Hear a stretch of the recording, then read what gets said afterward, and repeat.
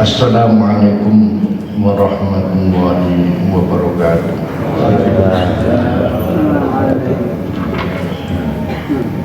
Bismillahirrahmanirrahim. Alhamdulillahirabbil alamin. Tsumma sholatu wassalamu ala sayyidil anbiya'i wal mursalin sayyidina wa habibina wa qurrati a'yunina Muhammadin sallallahu alaihi wasallam.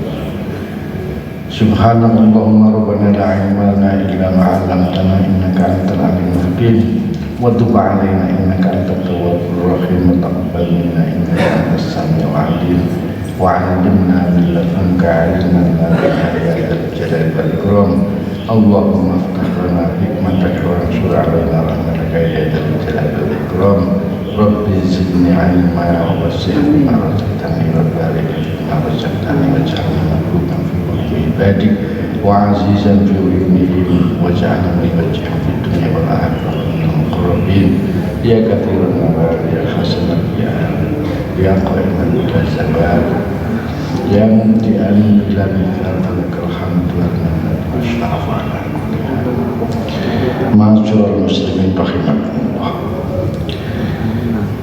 Alhamdulillah kita dalam kesempatan yang berbahagia ini masih bisa diberi Allah kesempatan untuk bisa melakukan aktivitas sehari-hari. Mudah-mudahan Allah Subhanahu wa Ta'ala dengan limpahan rahmatnya, taufik dan hidayah ini bisa kita manfaatkan sebaik-baiknya, sehingga hidup kita penuh barokah, sehingga hidup kita itu penuh dengan maunah, dan hidup kita dikelilingi oleh rahmat-rahmat Allah Subhanahu wa Ta'ala. Ma'asyiral muslimin, di dalam kesempatan yang kemarin kita sudah membahas tentang bagaimana Nabi itu memiliki kepekaan dalam hal perasaan. Orang yang memiliki kepekaan perasaan itu paham tentang ilmu jiwa. Ketika orang itu paham tentang ilmu jiwa, artinya orang itu bisa berpikir bagaimana orang lain kira-kira berpikir. Umpamanya orang itu marah, terus dilihat, habis dimarahi orang tersebut wajahnya tertunduk, lalu kemudian dari raut mukanya dia seperti orang yang merasa bersalah. Perasaan yang semacam itu terbaca oleh orang yang memiliki kepekaan psikologi tadi. Demikian juga kalau kita itu dalam masyarakat, ketika kita itu menyampaikan sesuatu, apa yang kita sampaikan dengan kemasan dan kata seperti apa, redaksi yang seperti apa, itu hendaknya juga kita itu peka terhadap siapa audien kita. Kalau audiennya di masjid, ya kita tidak jauh-jauh bicara tentang soal ibadah, soal kemaslahatan umat, soal tentang bagaimana pendidikan, hal-hal yang mendasar. Tetapi mungkin akan berbeda di dalam event tertentu, ketika acara Maulid Nabi, ketika acara Isra Mi'raj, atau mungkin ketika saat sedang ada di dalam seminar. Tentu harus disesuaikan dengan tema dan audiennya. Nah, kepekaan tentang audien inilah yang diajarkan oleh Kanjeng Nabi di dalam bab yang kemarin sudah kita bahas. Bagaimana ketika ada orang yang kemudian masing-masing ingin dekat kepada Kanjeng Nabi, karena orang yang sudah besar, baik itu karena nasab ataupun karena kedudukan, ini mesti banyak orang yang ingin mendekat. Sebaliknya ketika orang itu sudah namanya buruk, maka hukum akan berat. Siapapun yang dulunya dekat, dia akan mencoba untuk menjauh. Nah, contoh yang kemarin kita pelajari kembali, ternyata Kanjeng Nabi itu mampu membaca hati-hati orang yang berada di dekatnya dengan cara yaitu mempererat dirinya dengan hubungan si orang-orang yang di sekitarnya itu, antara lain dengan oh ini saudaraku, oh ini adalah masih anak pamanku, oh ini adalah merupakan bendoroku. Jadi mengangkat orang di depan publik demi untuk menjaga hubungan yang harmonis itu bagian daripada apa yang diajarkan oleh kajian. Sebaliknya, ketika kita itu tidak tahu bagaimana rasa dan perasaan masyarakat, rasa dan perasaan orang yang kita ajak bicara, maka omongan ini kadang-kadang juga akan meletup dan keluar, kemudian membekas dan membawa luka pada orang yang diajak bicara. Bismillahirrahmanirrahim. Bab yang hari ini kita bahas adalah husnu thariqatihi fil itabi wa ta'dibi. Jadi bagaimana Nabi itu seorang sosok Nabi yang banyak memberikan keteladanan. Di antara keteladanan yang dibahas dalam bab ini adalah cara Nabi menegur dan cara Nabi mendidik. Menegur orang itu tidak gampang. Kenapa? Karena orang ketika posisi dalam salah ditegur pakai surat. Mungkin kalau pegawai begitu, dilayangkan SP1, SP2, ya kan? Peringatan 1, peringatan 2. Itu sebetulnya secara ofisial betul.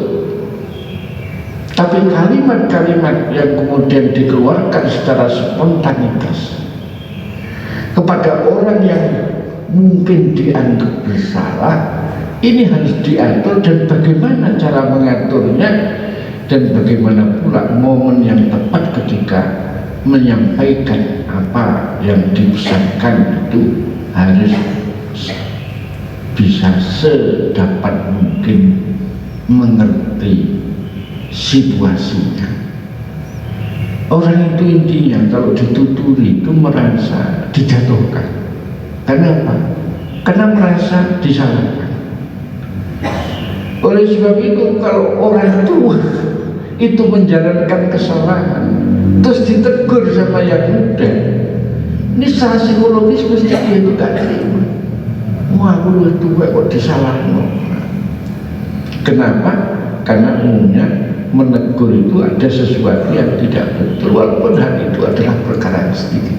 Oleh sebab itu dalam komunikasi ini banyak contoh-contoh di dalam Al-Quran yang memberikan kepada kita bagaimana berkomunikasi dengan baik, dan demikian juga daripada hadis-hadis Kanjeng Nabi yang bisa kita ambil. Bismillahirrahmanirrahim. Al-itabu thariqun min turuqit ta'dibi wa tahlibi. Faqad kana sallallahu alaihi wasallam yasta'miluhu idza tadat al-hajatu dzalika kathir.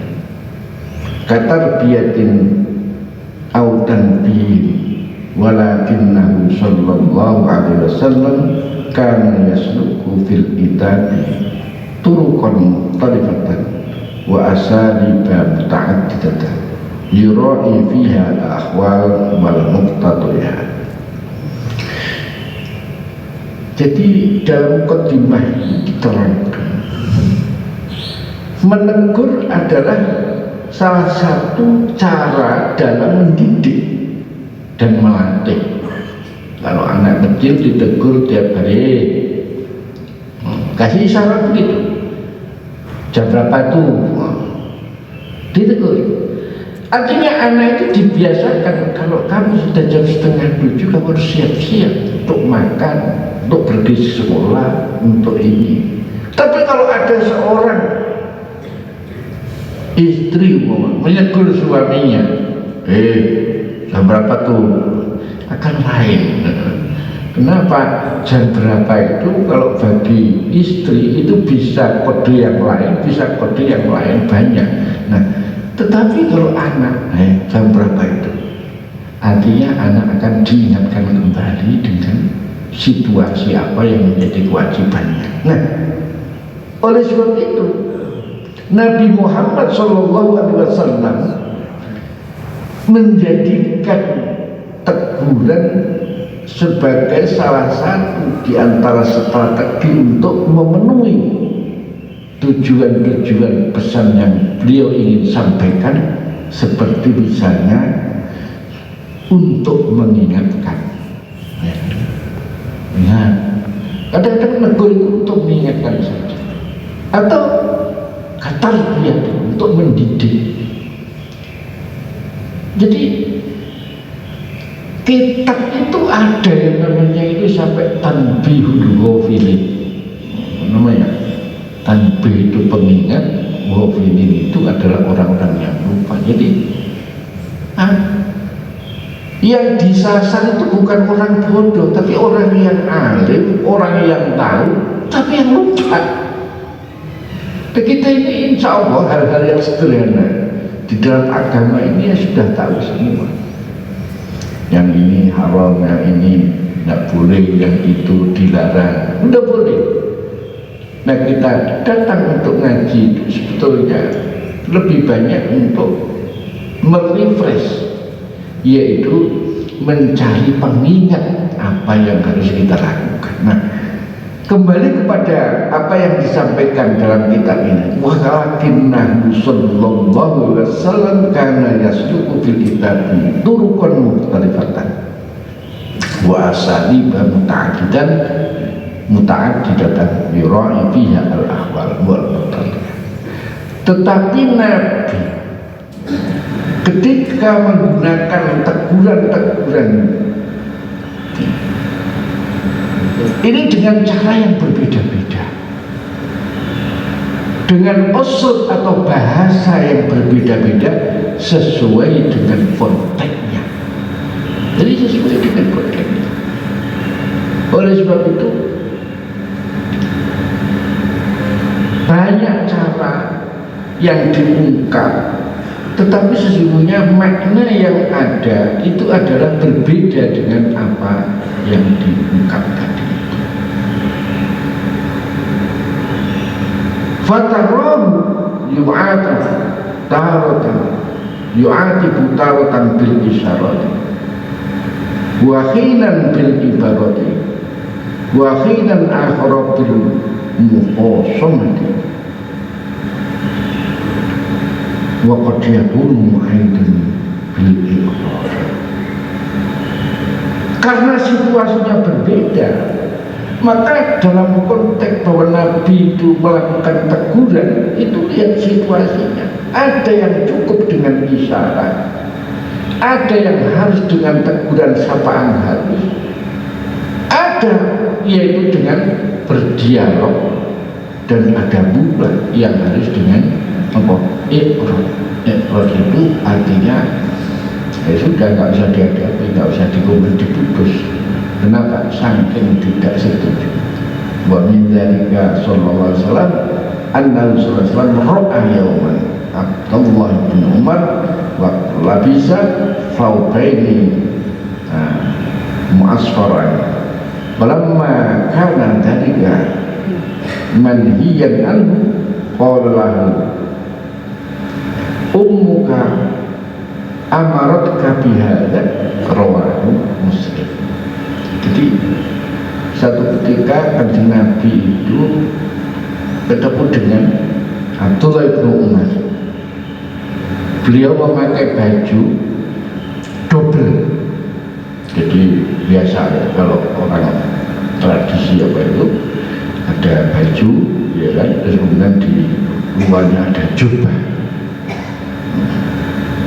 gamis jubah. Jadi kenapa soal pakaian itu kadang-kadang melihat situasi dan kondisi.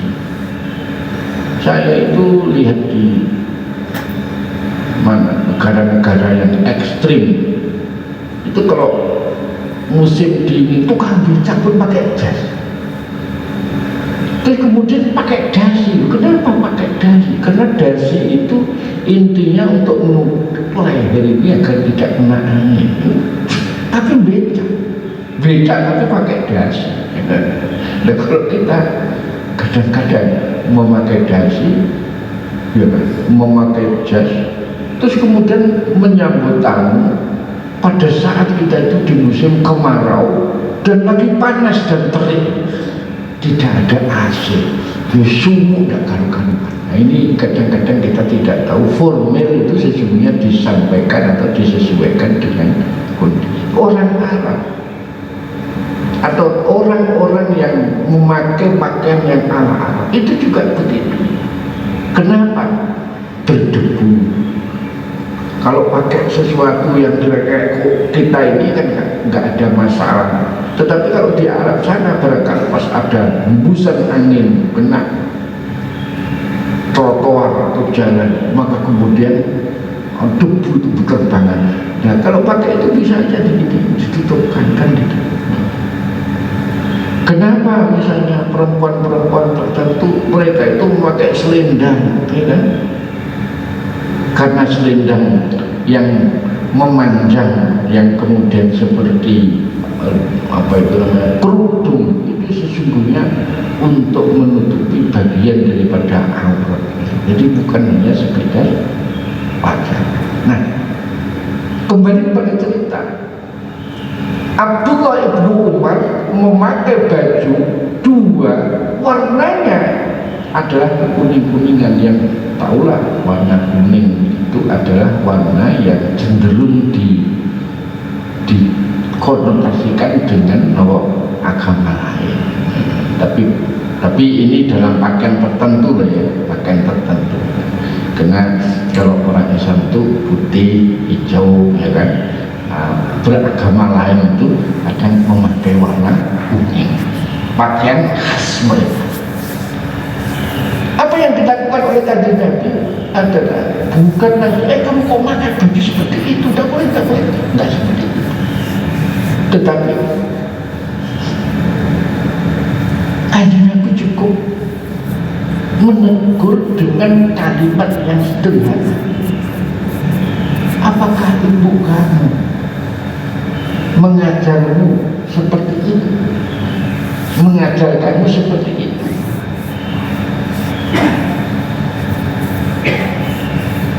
Mudah amal dia, apakah kamu begini ini diperintah oleh ibumu?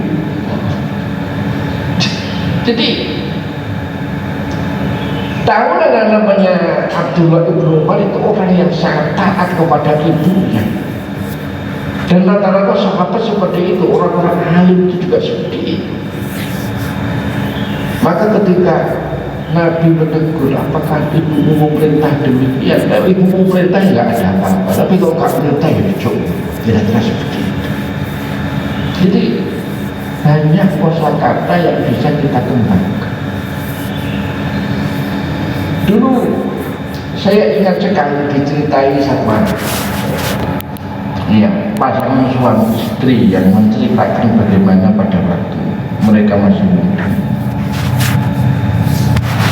saking takdirnya si istri itu kepada suami, kalau gulanya habis maka kemudian dia bikin kopi tetapi nggak pakai gula, nggak berani meminta, takut kalau pas diminta pas nggak punya duit. Jadi cukup begitu. Alhamdulillah suaminya juga paham, ini lagi tidak ada, bukan muring-muring, giliran pada waktu tidak ada atau habis kopinya, yang ada udah, ya pagi-pagi itu suguhkan air dengan gula, bukan puring-puring si suami. Oh, ini di dapur lagi tidak ada kopinya, ya. Lepas tidak ada apa-apa, tidak air putih. Jadi ini satu teguran yang sangat bagus sekali.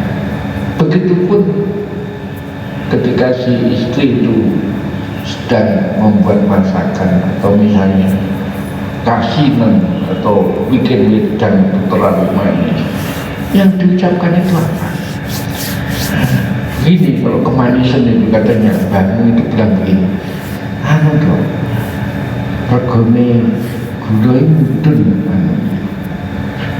maksudnya harga gula itu sekarang turun. Kok manis sekali kan gitu. Jadi tidak ditegur secara langsung kemanisan. Jadi dengan teguran yang semacam itu ya tertawa saja, luka termasuk nomor terlalu manis. Begitupun kalau misalnya masak kurang atau terlalu asin, apa regane uyah mudun, apa harga garam itu sekarang turun kok kemudian masaknya sampai begitu asin. Faktaba sallallahu alaihi wasallam bi hadzal naw'i min al-hidayah li'annahu kana kafiran fi islahil amri wa bayanil ma'ruf. Nabi Muhammad cukup dengan memberikan isyarat yang seperti itu, dengan hanya mempertanyakan apakah itu kamu memberita seperti itu. Bagi orang yang suratul khatir itu yang peka, yang punya kepekaan. Beda ya, ada peka, ada peka. Kalau peka itu nggak kedengaran apa-apa, tapi kalau peka itu punya apa? Punya rasa, cepat merasa, tetapi bukan terlalu peka ya, jadi peka. Jadi dengan cara begitulah maka kanjeng Nabi Muhammad SAW cukup memberikan isyarat, maka yang demikian itu dianggap sebagai sesuatu yang tidak betul.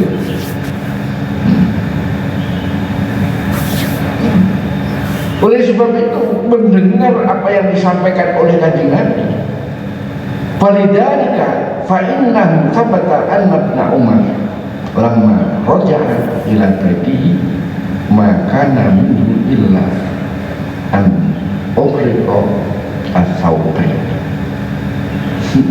Begitu pulang langsung dua pakaiannya tadi karena ditegur oleh kadir langsung diobong, terus enggak saya pakai lagi.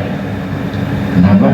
Kadir Nabi orang keris, orang senang. Jadi begitulah perumpamaan seorang sahabat yang setia kepada kanjeng Nabi. Kalau kanjeng Nabi itu tidak suka, nah apa masalahnya? Pertama, itu syuhruhnya pakaian orang agama lain, ya kan? Syuhruh itu apa? Syuhruh itu ya pokoknya tradisinya pakaiannya orang agama lain. Warnanya apa? Kuning. Terus yang kedua, dua-duanya dipakai. Nah ini pakaian itu kadang-kadang menunjukkan fakhor kumaluhur itu mosok dirinya itu jadi orang memakai pakaian itu ya sewajarnya.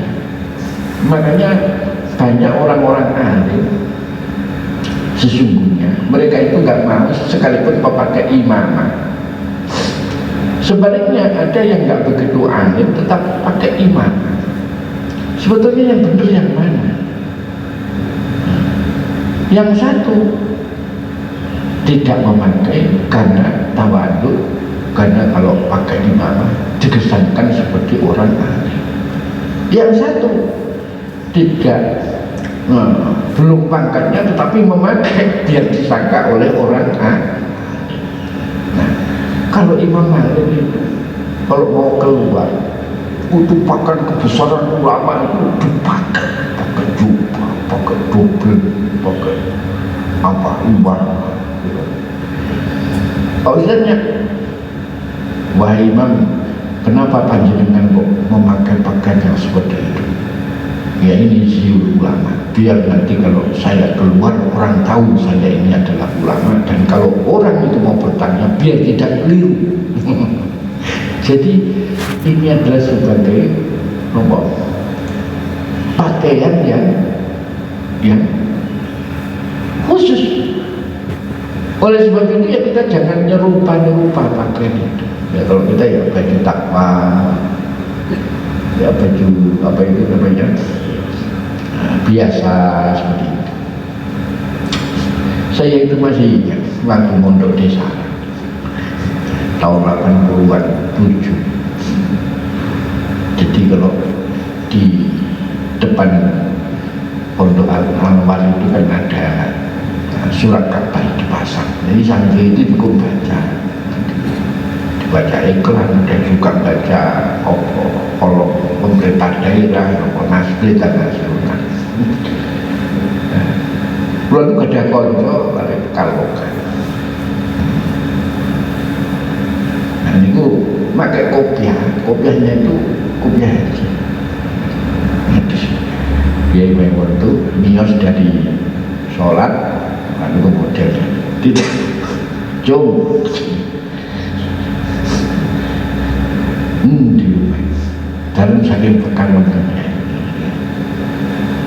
wis haji lah biasanya jika dunia tok kurang lebih seperti itu.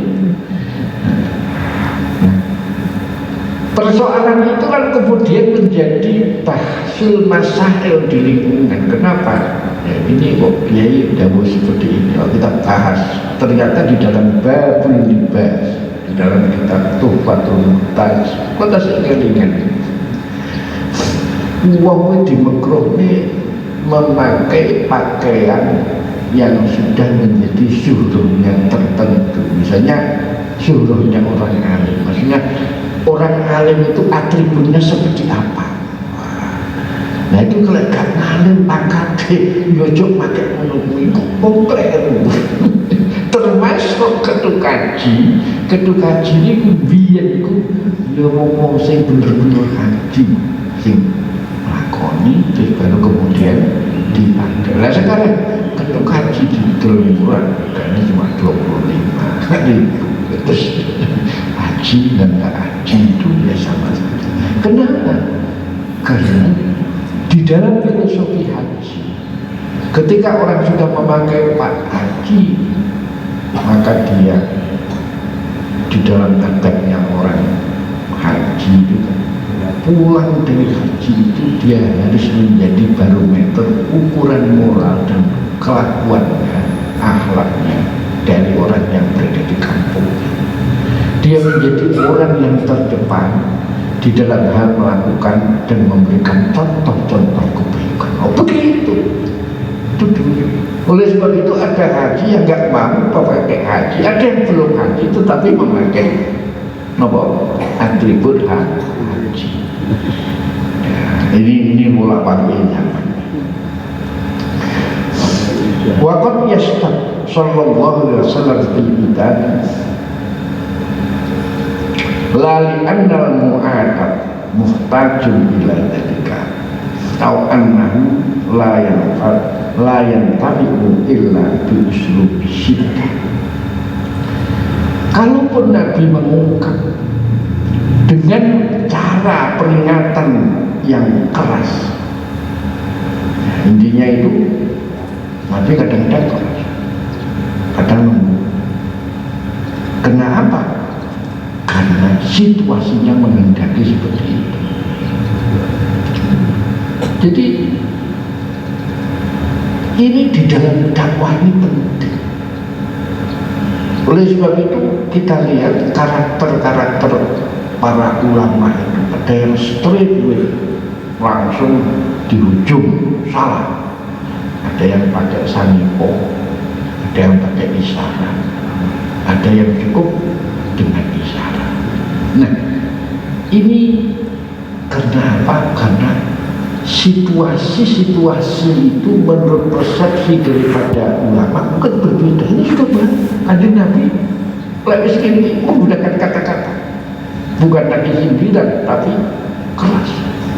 Yang satu pasti memandang, oh ini masih belum, volumenya masih ini, tidak ada masalah, cukup disindir saja. Nah, inilah perbedaan. Umat itu menjadi rahmat. Oleh sebab itu, bagi kita yang berada di tengah-tengah kehidupan yang multi etnik, kompleks, lalu kemudian dari sekian banyak ada karakternya yang seperti itu, seperti ini, cara kita menghargai, cara kita itu menerima, mulai itu mungguhnya beliau ini sudah keterlaluan. Orang mana lagi? Oh, mungguhnya beliau itu belum keterlaluan, masih menggunakan bahasa standar. Jadi di sini penting merujuk kepada apa yang dikatakan oleh Kanjeng Nabi dan apa yang dicontohkan.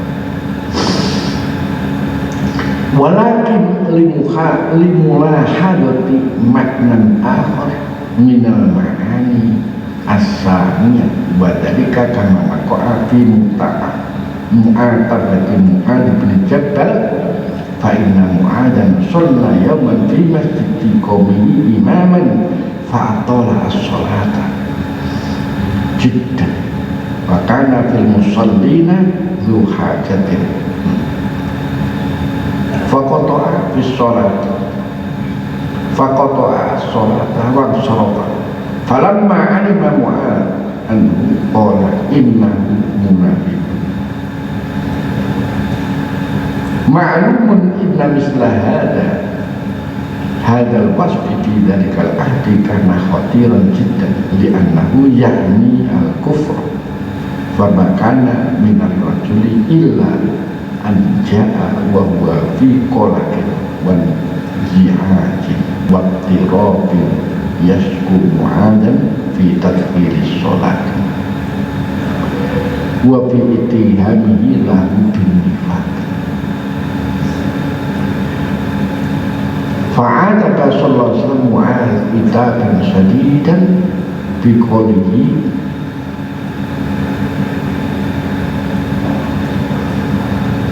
jadi dalam keterangan ini sahabat Mu'adz itu mentang-mentang di masjidnya dia sholat itu dipanjangkan bacaan mungkin 1 juz atau berapa begitu panjang. Padahal jamaah itu ada orang yang punya hajat, ada orang yang sedang ini sekedar sholat begitu saja. Kadang-kadang kita itu kan bukan apa-apa kalau kita itu sedang ada di jalan lalu kemudian ada jamaah, ada orang itu wah ini potongannya sholatnya sendirian aja. Kenapa? Kadang-kadang menempatkan posisi sholat bagus itu tidak terus di semua tempat gitu. Jadi sholat dawa itu jangan semua, apalagi kalau jadi imam di dawa-dawanya. Nah ini buktinya Kanjeng Nabi nanti akan menegur sahabat Mu'adz. Kenapa? Karena begitu selesai sholat tiba-tiba ada orang yang langsung keluar. Ada sahabat Mu'adz nuduh ini orang munafik. Kenapa? Pura-pura sholat saja. Buktinya apa? Habis sholat kok nggak wiridan. Nah ini di sini sesuatu yang pada saat itu sangat luar biasa ketika dituduhkan kepada orang. Akhirnya apa? Orang tersebut melapor kepada Kanjeng Nabi, terus Nabi menegur keras kepada sahabat Mu'adz bin Jabal. Padahal Mu'adz itu adalah delegasi yang pernah diutus ke berbagai wilayah untuk menyampaikan Islam. Toh begitu wakilnya, katakanlah misalnya yang membawa misi Islam menyampaikan dakwah kemana-mana itu suatu ketika ya juga salah. Jadi Ini enaknya kalau ngaji salah itu ditegur itu alhamdulillah, kita belum cukup belajar sak nemen-nemen. Jadi kalau kita itu ada kiai, ada ulama yang menegur kepada kita itu, ya jangan. Saya masih ingat pada satu ketika sedang ada pesta pernikahan salah satu putranya kiai. Nah, di Lirboyo, syukurnya Yai Mahrus itu masih ada. Mau balik saya Jawa Timur, terkenal, yes, jadi paden, ada yang jadi protokol, ada seorang balik dari Blitar namanya Yai Mansum. Nah, itu jadi membaca hadisnya itu cuma dibaca begini, ya maksaraf sabab manis tato amikum falyatazawwaj. Sudah, habis itu enggak membaca al-hadis atau kamakol. Jadi ya, maksud saya iktifaan waktu sebagai seorang protokol pembuka acara, ya dia membaca hadis yang seperti itu. Begitu giliran yang manul munggah langsung sing jenenge nopo itu keliru. Karena apa? Kanjeng Nabi nggak membaca seperti itu harus dibaca secara komplit. Dawuh Kanjeng Nabi tidak seperti itu. Maka terus kemudian kalau tidak harus dikatakan al-hadis, maka bacalah seterusnya hadis. Jadi terus kemudian protokol itu kan naik lagi, kan habis buka terus ditegur paling tidak pada waktu akhir itu kan menutup acara. Apa yang disampaikan Kiai Mansur ini juga dewi ono biasa saja nih, itu kan haluan itu sering ini kita dulu. Jadi beliau itu blebes itu bahasanya apa? Tidak terus marah, tidak, karena ada orang alim. Oleh sebab itu majelis-majelis yang dihadiri oleh orang alim dulu itu sangat berwibawa. Kenapa? Karena si alim tadi begitu mendengar ceramah tidak cocok pendapatnya, disurati dari bawah, kasih hadisnya keliru, bacaannya keliru. Jadi orang itu kalau diundang ke pondok pesantren, hadir kiai-kiai yang ampak seperti itu, mereka mikir dua kali, jangan-jangan nanti dia akan keliru. Saya masih ingat Kiai Yasin Yusuf dari Blitar itu pidato di hadapan para kiai. Terus kemudian di sana yang kira-kira para pejabat atau ada perempuan lah, ya, kaum wanita tapi ada satirnya. Belum tidak menghadap ke sana, tapi menghadap ke sana. Itu sama sekali tidak diungkap dan tidak dari awal sampai akhir minus nggak ke sana. Tapi kiai yang kemudian naik setelah Kiai Yasin Yusuf itu baru kemudian bilang, niku wau kula angsal pitutur saking sikapipun Kiai Yasin. Beliau seorang ulama yang mengajarkan kepada kita bahwa enggak patut, enggak layak kita itu ngitopi kiai di bawah terus kita itu naik di atas panggung terus kemudian seperti pidato itu naik. Makanya terus menghadap dia ke tempat lain. Jadi luar biasa, adab itu menjadi sangat penting. Ma'asyiral muslimin rahimakumullah.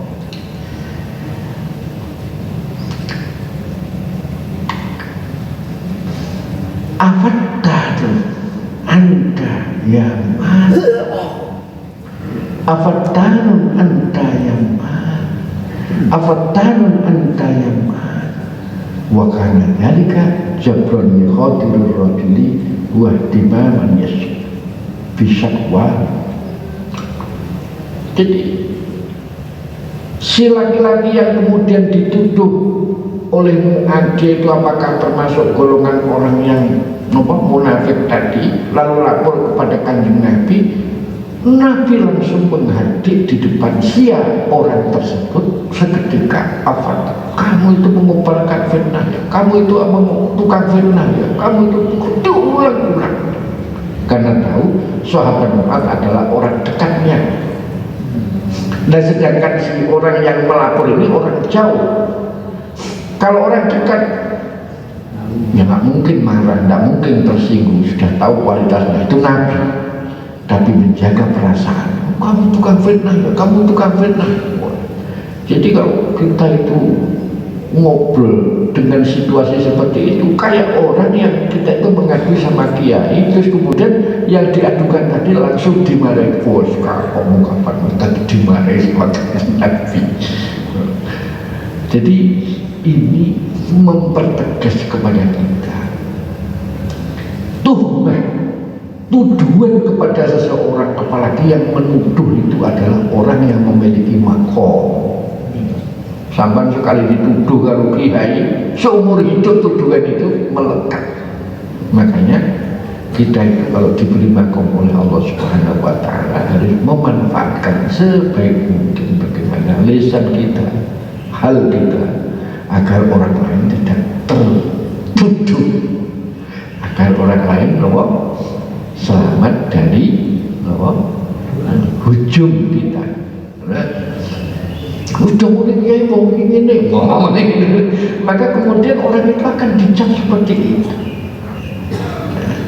Inilah contoh kanjeng Nabi bagaimana beliau amat bijak mengatasi situasi ketika ada orang yang sedang menjadi imam, tujuannya baik, menjalankan apa yang disunahkan, membaca surat yang panjang, tapi di belakangnya banyak makmum yang mereka bukan hanya orang mungkin, tapi ada orang yang pergi, orang yang sedang dalam musafir, mereka punya hajat dan seterusnya. Maka ketika mereka itu grundel, akhirnya begitu, assalamualaikum, assalamualaikum, gitu kan. Kenapa? Wah, ini sudah ketinggalan ini. Nah, terus dituduh, wah orang ini munafik ini. Ya, sahabat sembrono, sahabat. Terus waktu, anjir Nabi buat ini saja munafik, dituduh dari munafik. Panggil Mu'adz, kamu itu kan bikin fitnah, kamu itu kan bikin fitnah, kamu itu tukang bikin fitnah. Ya. Jadi lain untuk kanjeng Nabi kepada sahabat Mu'adz, padahal dia itu orang alim, sahabat yang alim, yang dipercaya, ya kan, yang pernah dia diutus ke negeri Yaman menyampaikan Islam, tapi ditampar, dituturi di depan orang yang dituduh tadi. Nah, situasi ini adalah merupakan situasi di mana menurut kanjeng Nabi menjaga perasaan si orang ini yang dituduh munafik itu kan bahaya, ya kan? Jadi yang dimarahi yang Rabbi fa'fa'na bi barakatin wa dinal husna bi hurmati wa aminna fi tariqatim wa mu'afatim minal fitan. Rabbi fa'fa'na bi barakatim wa dinal husna bi hurmatim wa aminna bi tariqatim wa mu'afatim minal fitan. Rabbi fa'fa'na bi barakatihim wahdinal husna bi hurmatihim wa aminna fi tariqatihim wa mu'afatihim minal fitan. Subhanakallahumma wa bihamdika asyhadu an la ilaha illa anta astaghfiruka wa atubu ilaik. Subhanakallahumma wa bihamdika asyhadu an la ilaha illa anta astaghfiruka wa atubu ilaik. Subhanakallahumma wa bihamdika asyhadu an la ilaha illa anta astaghfiruka wa atubu ilaik. Sekian, mudah-mudahan apa yang kita kaji pada pagi hari ini memberikan barokah dan manfaat. Mudah-mudahan Allah memberikan kepada kita umur yang panjang dan kemampuan untuk menjalankan ibadah dengan istiqomah. istiqomah. Wallahu taufiq ila hidayah. Wassalamualaikum warahmatullahi wabarakatuh. Waalaikumsalam warahmatullahi wabarakatuh.